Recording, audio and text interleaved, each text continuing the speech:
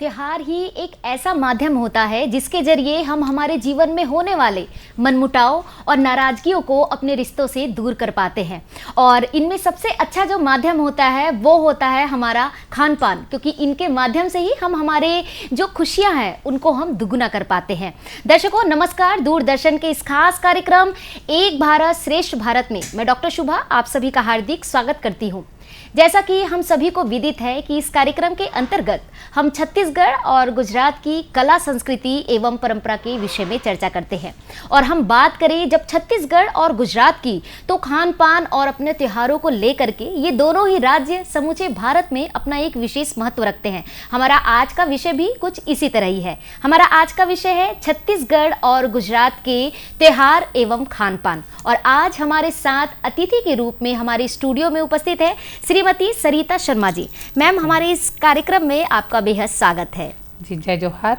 मैं सरिता शर्मा छत्तीसगढ़ी पकवान की जो इसको बहुत ज़्यादा प्रचार प्रसार तक ले आई हूँ, और छत्तीसगढ़ी पकवान हमारे यहाँ हर घर में बहुत ही ज़्यादा मायने रखती हैं। त्यौहार के जैसे आपने पूछा त्यौहार के बारे में, तो त्यौहार हमारा एक पर्व ही नहीं है, ये खुशियों को 4 गुना बढ़ाने वाली हमको उत्सुकता प्रदान करती है। हमारे जीवन शैली के पूरा हाव भाव सारी चीज़ों को चेंज कर देती है और हमें 4 गुना दुगुनी यानी खुशियाँ देती है। त्यौहार का अर्थ ही पर्व है। जी जी बिल्कुल, हम त्यौहार को पर्व भी कहते हैं जैसा कि मैम ने बताया। और इसके मनाने का जो उद्देश्य है वो क्या है और क्यों हम मनाते हैं पर्व, इसके विषय में हमारे दर्शकों को बताइएगा। जी, त्यौहार एक सामाजिक तौर पे भी मनाया जाता है। धार्मिक, हमारे सबसे पहले तो धार्मिक है, सामाजिक स्तर पे मनाया जाता है, धार्मिक स्तर पे मनाया जाता है, प्रकृति के हिसाब से मनाया जाता है। हर प्रकार का हमारे यहाँ जैसे 4 मास चौमासा आता है, हर एक ऋतु में अलग अलग त्यौहार हमारे लिए बहुत मायने रखता है और हमें प्रकृति के साथ जोड़ता है, सामाजिक स्तर पे जोड़ता है और हमारे धार्मिक के अनुसार हमको भगवान से भी उसको लगाव रखता है कि हम उसके लिए क्या कर सकते हैं और क्या नहीं कर सकते हैं, कैसे हम उपवास करें, कैसे हम पर्व करें। ये सारी चीज़ हमको मान्यता है, हमको त्योहारों के रूप में देती जाती है प्रकृति हमको। जी बिल्कुल, जैसे कि सरिता जी आपने त्यौहार के विषय में चर्चा की, और जो हमारा 12 जो महीना गुजरता है एक वर्ष पे, उसमें हम देखेंगे कि हर माह में एक कोई ना कोई विशेष त्यौहार जो है मनाया जाता है। और जब हम छत्तीसगढ़ और गुजरात की बात करते हैं तो सर्वप्रथम हम छत्तीसगढ़ को लेते हैं, जिसमें छत्तीसगढ़ का जो प्रथम त्यौहार है उसे हम हरेली मानते हैं। और हरेली क्यों मनाई जाती है, इसके पीछे का तर्क और उद्देश्य क्या है, इसके विषय में हमारे दर्शकों को बताइएगा। हरेली हमारे सबसे पहला त्यौहार है हमारे छत्तीसगढ़ के अनुसार में। जी, क्या है, हरेली प्राकृतिक चीज़ से जुड़ी हुई है। इस समय सारा सावन का महीना सारी तरफ हरियाली रहती है और खेती किसानी से ले करके यहाँ मीठे पकवानों का त्यौहार है ये हर घर में। जैसे हमारे यहाँ सबसे पहले छत्तीसगढ़ी किसान का सबसे मेन त्यौहार है। वो उस दिन हरेली के दिन में अपने अस्त्र शस्त्र का, जैसे हल है, बैल है, कुदाली है, ये सारी चीज़ों का पूजा कर करके उसमें भोग लगाते हैं। वो भी किस चीज़ का, गुड़ और आटे का पुआ बनाया जाता है। जैसे गुलगुजा, भजिया, चीज़ा, फरा, ये सारा चीज़ उसमें चढ़ाया जाता है। ये मान्यता है कि इसकी खुशबू से पूरी प्रकृति भी वो खुशमय हो जाता है। और हरेली त्यौहार हमारी सारी तरफ हरियाली, तो हम अपनी हरेली देवी या माता रानी को जो भी हम आह्वान करके उसको बोलते हैं कि हमारा घर हमेशा हरा भरा रहे। एक कहावत है हमारे यहाँ संस्कार में कि हम किसी को सिर्फ एक ही आशीर्वाद देते हैं कि हरा भरा रहे, सब सुखी रहो। तो ये कहावत है। जैसे हरेली त्यौहार हमारी हरियाली का प्रतीक माना जाता है। तो सबसे पहले हमारे बड़े बुजुर्ग जो बता के गए हैं, हम उनके अनुसार चलते आ रहे हैं कि हमारा त्यौहार हरेली है। जी बिल्कुल सरिता जी। और जैसा कि हम हरेली पर्व पे देखते हैं कि उसमें गेड़ी चलाने की भी परंपरा है। हाँ। उसके विषय में बताइएगा। देखो, गेड़ी 2 बांस से बनाई जाती है। जी, पहले क्या रहता था, ऐसे उसका वो एक आधार रहता था वो चढ़ने का। जैसे उसको गांव के बच्चे अधिकांश तौर पे कोई चीज़ को, ऊंची चीज़ों को पकड़ नहीं पाते थे या चढ़ नहीं पाते थे, तो कोई चीज़ को हरा पत्ता तोड़ना या कुछ भी करना ऐसा रहता था। तो उसमें चढ़ करके जो खेल खेलते थे कि कौन कितना दूर गेड़ी के सहायता से जा सकते हैं। और क्या है, उस टाइम नीम का पत्ता हमारे लिए बहुत मायने रखता है। तो नीम के पत्ते को भी तोड़ तोड़ करके हर घरों में लगाया जाता था, जिससे ये साबित किया जाता था कि हमारे यहाँ हरेली हमेशा हरियाली भरियाली रहे, किसी की नज़र न लगे, किसी का कुछ वो ना हो, हम स्वस्थ रहे। यानी नीम का पत्ता भी हमारे स्वास्थ्य से जुड़ा रहता है। बिल्कुल, एक तरह से नकारात्मकता को दूर करना, सकारात्मक करता है। और उसको बांस के द्वारा बना करके बच्चे इजी वे पे, यानी कोई भी बच्चे हो, बुजुर्ग हो, बड़े हो, उसमें चढ़ कर सकते हैं। अपने हाथ से बनाया जाता है गेड़ी, कोई भी बना सकता है उसको, इतना अच्छा खेल है वो। जी बिल्कुल। और इसके बाद अगर हम बात करते हैं हरेली पर्व के बाद, जब हम देखते हैं सरिता जी, तो सबसे मुख्य त्यौहार हमारा आता है बहुला चौथ और कमर छठ, जो कि हम जो महिलाएं हैं और खास करके जो माताएं हैं उनके लिए ये जो है विशेष महत्व रखता है। तो बहुला चौथ और कमर छठ, इनके विषय में हमारे दर्शकों को बताइए। दोनों ही बच्चों का है, एक भाई का रहता है बहुला चौथ, जैसे बोलते हैं भाई का बच्चे का रहता है। बहुला चौथ में भैंस के घी का ही पूजा होता है, उसका लड्डू बनाया जाता है जवा का, जिसको खाकर ही उसको तोड़ा जाता है बहुला चौथ, और गणेश भगवान को अर्घ दिया जाता है। तो इसका एक मान्यता है कि इसके उपवास रहने से हमारे बच्चे, हमारा घर परिवार, ये बहुत ही यानी संतुष्टि और उसकी आयु जो है वो वृद्धि रहती है। हाँ, चाहे भाई का घर हो, चाहे ये अपने बच्चे हों, उसके लिए खास तौर पर बहुला चौथ मनाया जाता है जी। और उसमें जौ का ही नियम है, जौ के आटे का ही लड्डू या खीर, जो भी है प्रसाद, हलवा पूड़ी, जो भी बनाना है जौ के आटे से ही बनाना है, वो भी भैंस के घी से जी। और इसके बाद मैम कमर छठ आता है, और जो कि अभी 2-3 दिनों के पश्चात आने ही वाला है, और हमारे दर्शक अभी इस कार्यक्रम को देखेंगे ही, तो जरूर कमर छठ के विषय में हमारे दर्शकों को बताइए। कमर छठ त्योहार भी हमारे बच्चों का है। बोलते हैं जिसके यहाँ बच्चे नहीं होते तो भी रहते हैं बच्चे, उसके रहने से, उपास के रहने से, हमारे यहाँ मान्यता है, हमारे बड़े बुजुर्ग सारे लोगों ने ये कहा है कि कमर छठ उपास रहने से जिसके घर बच्चे भी नहीं होते रहते हैं उसके यहाँ बच्चे हो जाते हैं। और बच्चे होने के बाद हमको भी हर माएँ यहाँ पर कमर छठ उपास रहना अनिवार्य है। छत्तीसगढ़ में एक परंपरा है, चाहे वो ओल्ड एज की हो चाहे नहीं हो, तो भी यानी कि शुरू से जैसे ही शादी, खुशी के साथ, यानी बहुत ही सारी खुशी के साथ, इसमें हर चीज 6 प्रकार की चीजें होती है, चाहे वो भाजी हो, चाहे वो जो बिना जूते वाले जो हल का रहता है उसको यूज किया जाता है, यानी कैसे करके उसको खाएं, यानी हम उसको बिल्कुल हल में चला हुआ चीज कोई चीज नहीं खाते। जैसे पसहर चावल एक ही साल भर में एक बार आती है, रेड कलर की रहती है, लाल रंग की, उसको खाया जाता है इसमें। और 6 जात की भाजी, 6 जात का पोता करने के नए नए कपड़े, यानी हम बच्चों के लाई, ये सारा चीज़ हमारे बच्चों के खुशी के रहता है। और इसमें भी अनिवार्य है कि भैंस का घी, और आज भी हमारे यहाँ परंपरा के अनुसार आज के दिन कोई भी ग्वाला या कोई भी जो गाय का दूध और गाय का घी नहीं बेचते हैं, वर्जित है। धोखे से भी उसके यहाँ किसी के यहाँ आप नहीं पाओगे आज के दिन में, जो उपास रहती है माएँ, उनके लिए गाय की, भैंस का घी, दही, दूध, यही चीज अनिवार्य है जी। यानी हमारे यहाँ मान्यता है कि इसको उपास करने से हमारे बच्चों की आयु हमेशा स्वस्थ, सुंदर और दिमाग तेज रहता है। इस कारण से हर माँ को करना चाहिए कमर छठ उनकी दीर्घायु होने के लिए जो है एक तरह से हम कमर छठ उपवास जो है छत्तीसगढ़ की माताएं जो है वो रखती है। और इसके बाद हम देखते हैं जो कि गुजरात और छत्तीसगढ़ दोनों ही स्थानों पे, दोनों ही राज्यों पे बहुत ही हर्षोल्लास के साथ मनाया जाता है, वो है जन्माष्टमी का त्यौहार। किस तरह से जन्माष्टमी के त्यौहार की शुरुआत हुई और क्या क्या पूर्व में आपने देखा कि जन्माष्टमी किस तरह से मनाई जाती थी और वर्तमान में किस तरह से इन त्योहार को मनाया जा रहा है, इसके विषय में दर्शकों को बताइएगा जी। जन्माष्टमी हमारे यहाँ राजा जाने कृष्ण भगवान की जन्म तिथि को मनाया जाता है।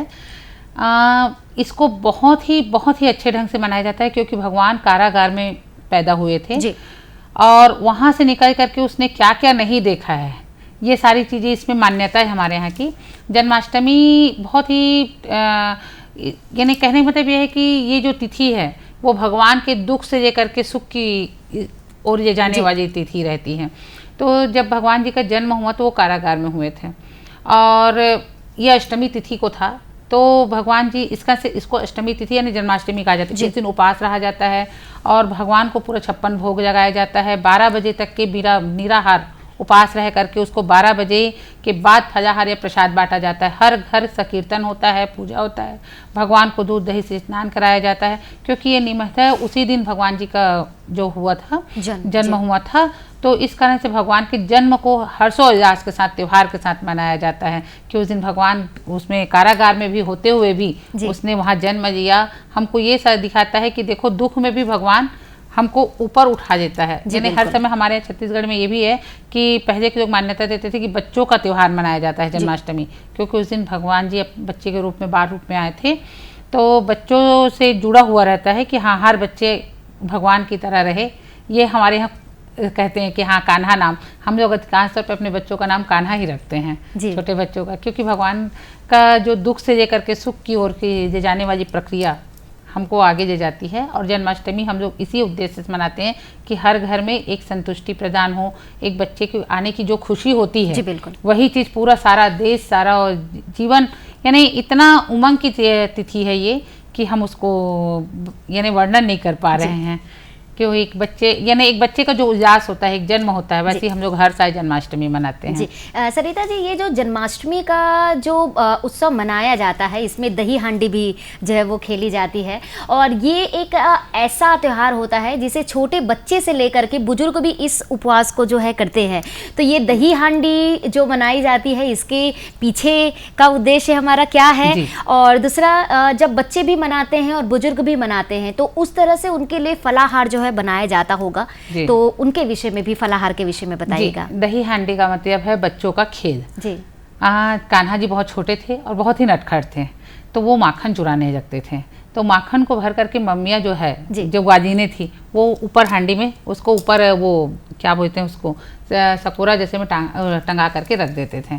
तो इससे क्या रहता था, वो पकड़ नहीं पाते थे, तो सारे बच्चों को, अपने दोस्तों को इकट्ठा करके उसमें जा करके वो तोड़ करके सारे बच्चों को बांट करके खाते थे। तो ये प्रक्रिया जो चलते आ रही है, तो आज के ज़माने में भी सारे जो बच्चे जो मिल करके दही हांडी का उपयोग यानी उसको करते मनाते हैं त्यौहार को, ताकि ऊपर में माखन जो भी रखा रहता है उसको सारे लोग मिल बांट के खाते हैं। दही हांडी यानी उसको तोड़ना रहता है, सारे बच्चे इकट्ठे होते इसी बहाने, सारे लोग मस्ती करते हैं, खाते हैं, खींचने का यानी भगवान को याद करते हैं कि भगवान जी आपने ऐसा किया था, तो आज हम आपके साथ में ऐसा ही हम खेल रहे हैं। कृष्ण की बाल लीलाओं में से उसका एक वर्णन है, लीला है, और कुछ नहीं है उसमें हांडी। और इससे क्या रहता है, बड़े बुजुर्ग जो भी प्रसन्न रहते हैं, और त्योहारों में सिंघाड़े के आटा, बेचांदी और राजगिर का लड्डू और जो भी हलवा और खीरा का बहुत महत्व है इसमें जी।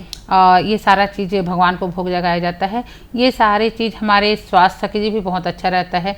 कहते हैं कि साल भर में कम से कम उपवास तो रहना ही चाहिए, तो बड़े बुजुर्ग लोग भी कुछ नहीं कर सकते तो जन्माष्टमी त्यौहार जरूर रहते हैं, क्योंकि उस दिन भगवान का कृष्ण जन्म हुआ रहता है। तो इसको कहते हैं, उसके उपलक्ष्य में आ रहे हैं भगवान जी हमारे घर, तो आज उपवास रह जाते हैं। उसके बाद बढ़िया भोग वोग लगा करके उसको प्रसाद ग्रहण करते हैं। इसमें कोई भी नुकसान नहीं होता है, चाहे वो बड़े हो बुजुर्ग हो, छोटे से बच्चे भी खा करके उसको स्वस्थ रहते हैं जी। हमारा जो त्यौहार आता है वो है पोला और तीज, जो हम महिलाओं के लिए जो है उसका इंतज़ार हम छत्तीसगढ़ की महिलाएं जो है वो वर्ष भर करते रहती है कि वो त्यौहार आए और हमें हमारे मायके जाने का जो है वो फिर से अवसर मिले।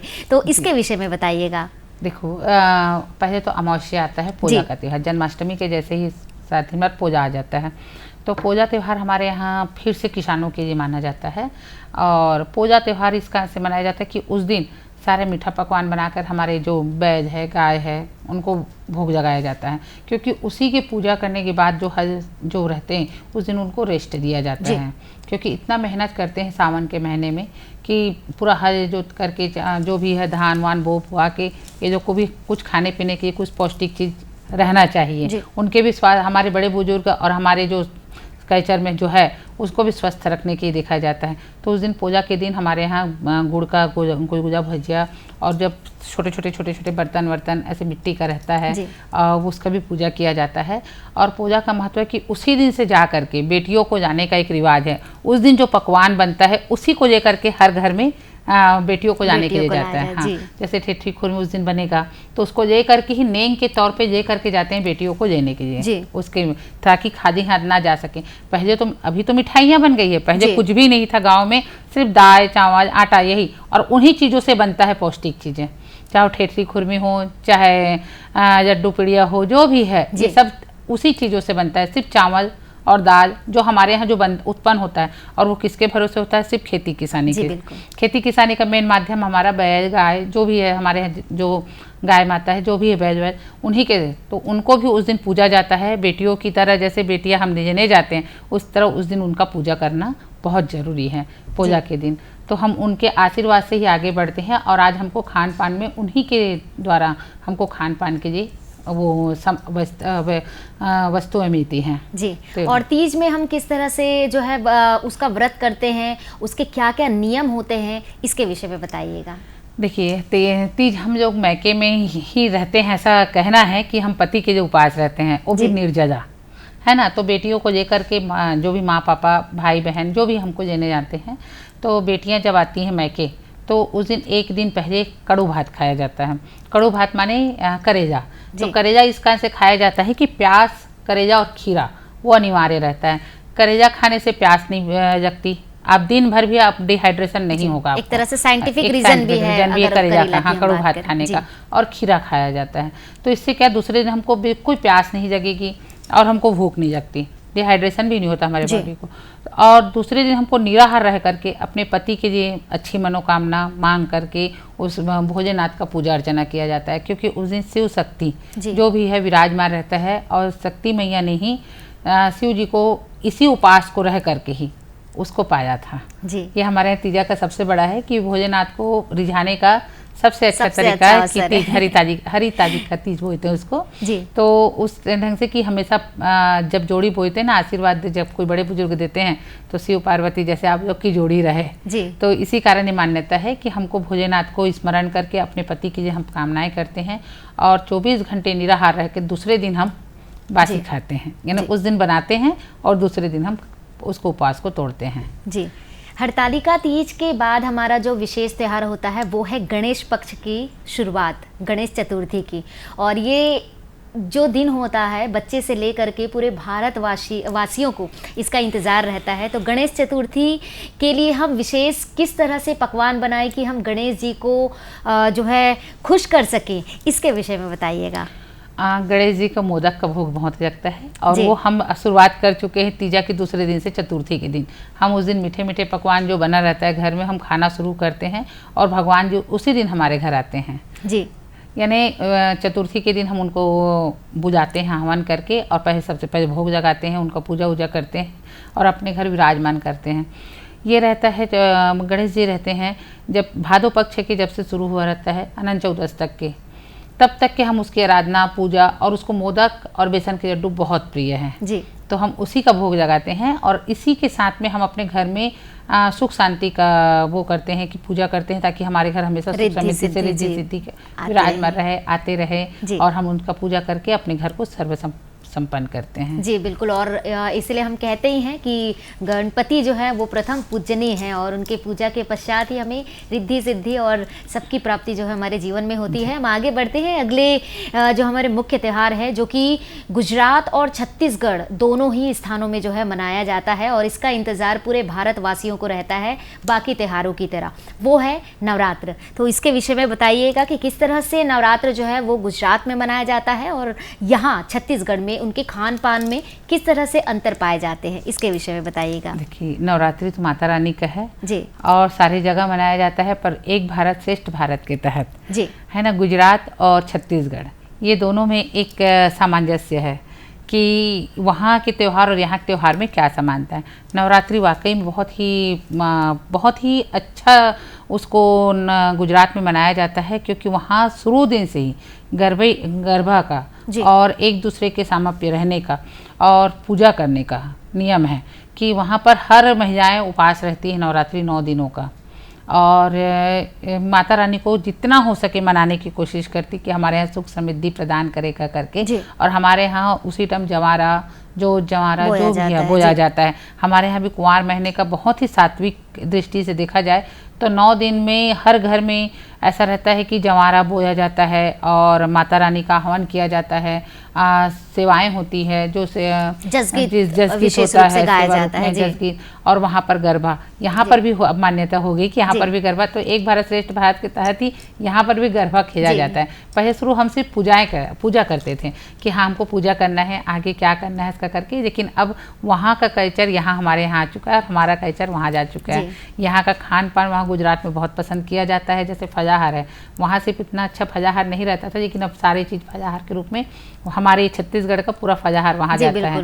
जैसे सिंघाड़े का हलवा है और तिखूर है, ये सारा चीज़ फलाहारी में वहाँ बहुत ही ज़्यादा प्रचलित है, क्योंकि हमने 3-4 साल वहाँ पर जाकर के एक भारत श्रेष्ठ भारत के तहत काम किया था और वहाँ के लोग बहुत पसंद किए थे हमारे छत्तीसगढ़ी पकवानों को। जी, और यही जो हमारा उद्देश्य है इस कार्यक्रम का कि इस कार्यक्रम एक भारत श्रेष्ठ भारत के माध्यम से हम हमारी संस्कृति और परंपरा का आदान प्रदान कर सके। तो जिस तरह से हम छत्तीसगढ़ की जो हमारी संस्कृति है वहाँ हम पहुँचा पा रहे हैं और गुजरात की जो संस्कृति है उसको हम अपनाते जा रहे हैं, और यही उद्देश्य उद्देश्य हमारा जो है यहाँ पे पूर्ण होता नजर आ रहा है।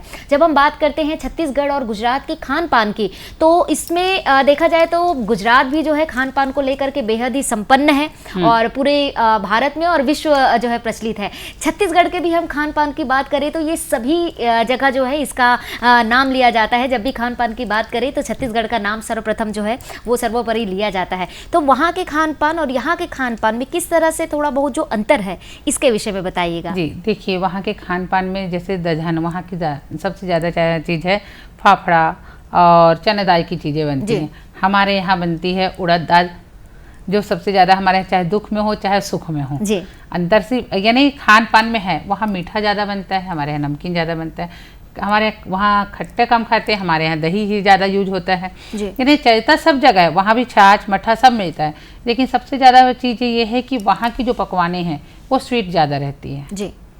वहाँ खारा पानी की वजह से छाछ लस्सी ये सब चीज़ बहुत ज़्यादा चलता है। और हमारे यहाँ हर पकवान हर समय जो ये नहीं कहते हैं 12 महीने में हमारे 12 त्योहारों का इंतजार रहता है पकवान बनाने के लिए। सिर्फ त्योहार का इंतजार रहता है, और त्योहार के पहले भी आजकल रोज हर रोज घर में हम सब त्योहार ही है हमारे यहाँ हर त्योहार रहता है, ऐसा रहता है खाने पीने के मामले में।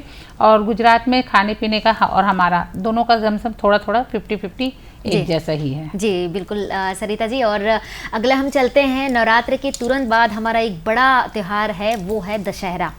और बस्तर, हमारा छत्तीसगढ़ का बस्तर का जो दशहरा है 75 दिनों तक चलने वाला, ये विश्व प्रसिद्ध है। इसके विषय में हमारे दर्शकों को बताइएगा। देखिए, दशहरा त्यौहार तो हमारे सबसे ज़्यादा बस्तर में ही मनाया जाता है। वहाँ के राजा थे, वो इस कल्चर को शुरू किए पहले से। तो वहाँ जो पूजा करते हैं रावण का, जो जैसे रावण करते हैं, तो उसके लिए कहा जाता है कि वहाँ के राजा वंशज जो इस प्रकृति से जोड़ करके जो काम किए थे कि 75 दिन वो जो अपने आप को तरोताज़ा करके उस पर्व को मनाएंगे।